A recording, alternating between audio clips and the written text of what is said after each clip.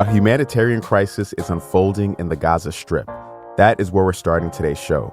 I'm Jeff Pierre, and this is The 7 from The Washington Post. It's Thursday, October 12th. Let's get you caught up with today's 7 stories.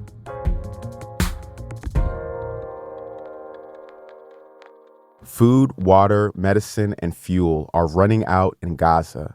Israeli airstrikes have killed at least 1,350 people in the blockaded Palestinian territory.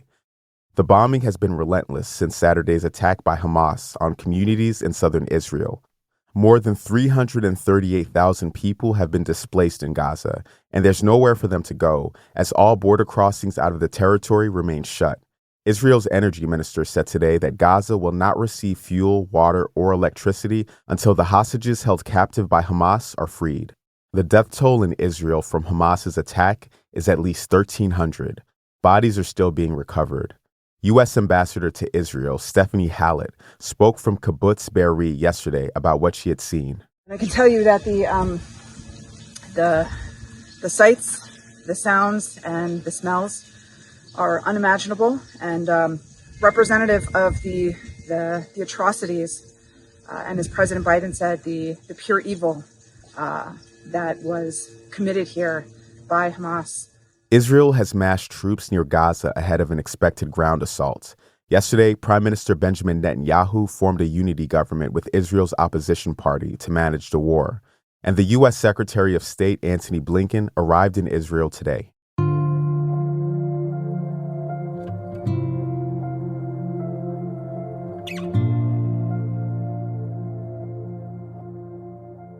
At number 2, House Republicans pick their nominee for Speaker.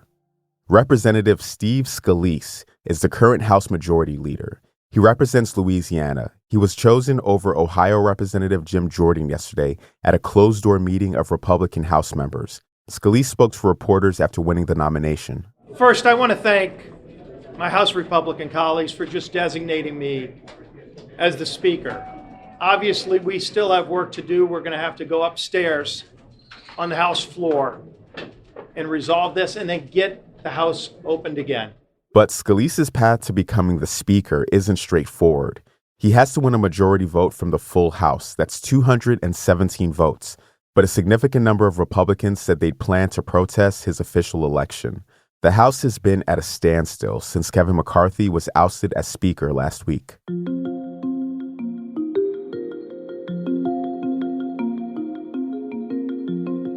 At number 3.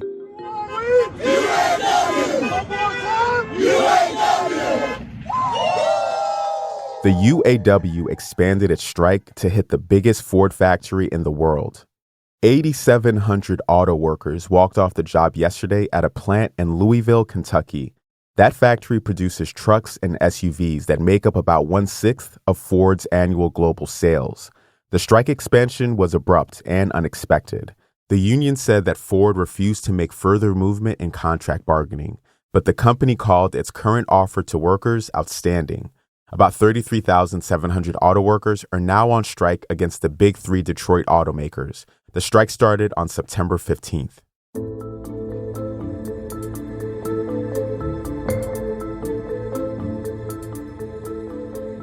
Our fourth story this morning looks at inflation, which probably rose last month. The latest federal data on inflation will be released this morning. It's expected to show that prices rose around 3.6% in September compared to the year before.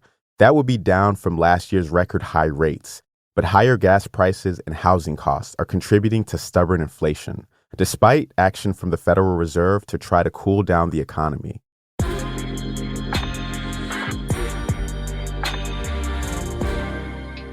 At number 5. California is banning 4 additives used in thousands of food products.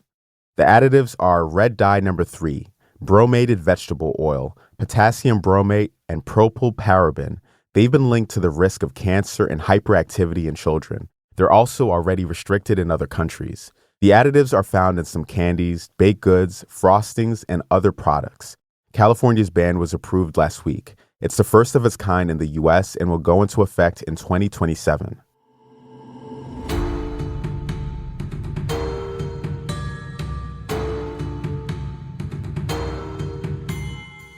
A massive prehistoric solar storm is a warning to Earth. That is our sixth story today. So first, let's back up here. The largest solar storm to hit Earth on record happened about 14,300 years ago. This is according to a new study of ancient tree rings and ice cores. That storm was a lot bigger than what we thought was the biggest on record. That storm was in 1859. It lit up the sky so brightly that gold miners woke up at 1 a.m. to start their day, thinking it was morning. Studying these historic solar storms can help scientists forecast future storms, and it's important for us to be prepared. If such extreme solar activity happened today, it could knock out energy networks, travel, and communications.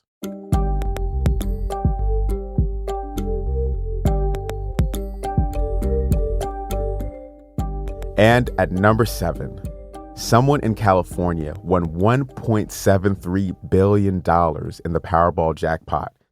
It was the second largest American lottery jackpot in history. So check your ticket. The winning numbers were 22, 24, 40, 52, 64, and 10. If those were your numbers, congratulations. But you should check out our newsletter for advice for how to manage that windfall. You'll find a link to it in our show notes. If you didn't get lucky this time, another eye-popping jackpot could come soon. Lottery organizers have tinkered with their games to create larger, more tantalizing sums. But that means your odds of actually winning the lottery are lower than ever, and they were already pretty low.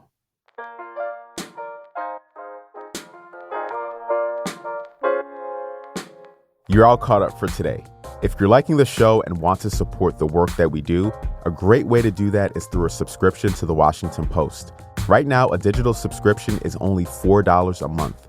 A subscription will give you access to our articles on food and recipes, along with politics, sports, and everything else my colleagues here cover so well. To support the show, go to WashingtonPost.com/subscribe. And if you're already a subscriber, see, I knew I liked you for a reason. I'm Jeff Pierre, and I will meet you back here tomorrow.